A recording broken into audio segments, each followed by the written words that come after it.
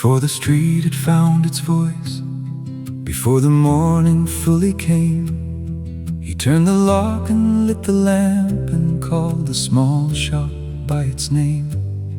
The shelves were lined with quiet faces, round and gold and ticking true, and every dial kept its promise underneath the light he knew.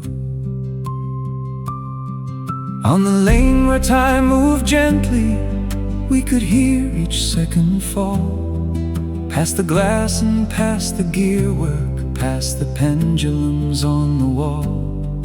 In this very quiet corner, every small hand seemed to know there is patience in the mending where the clocks keep turning slow.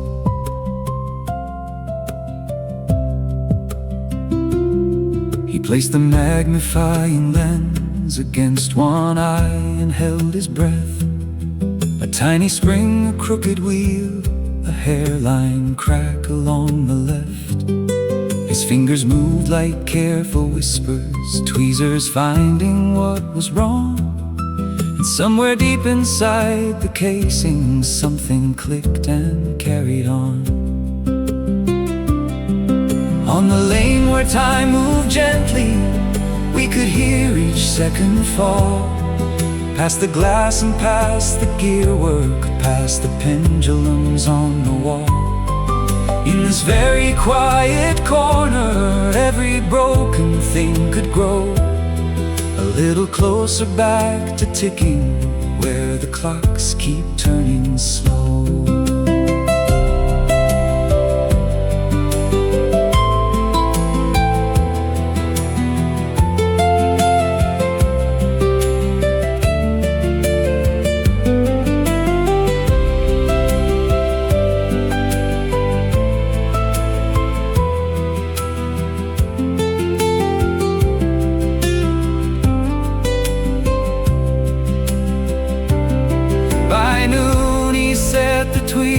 Down and poured his coffee near the glass. The sunlight caught the golden hands of every clock as it moved past.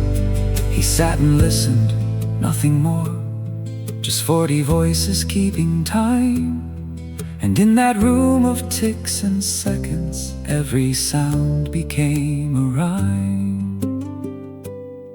A woman brought a pocket watch, her father's name scratched on the back.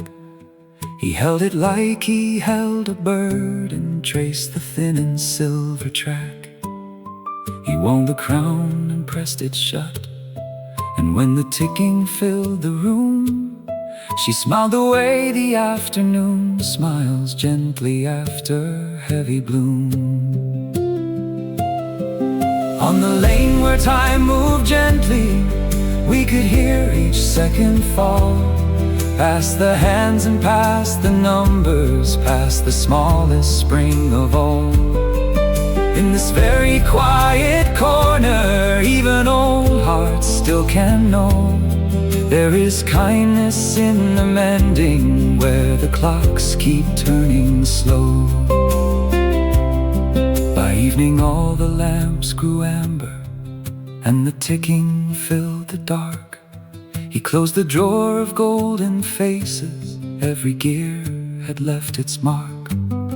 One last cloth across the counter, one last look along the shelf, and all the clocks kept on together like a song sung to itself.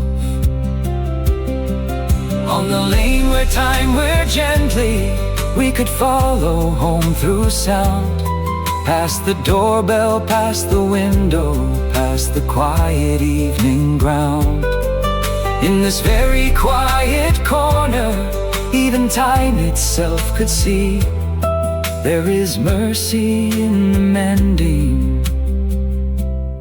Every tick falls tenderly.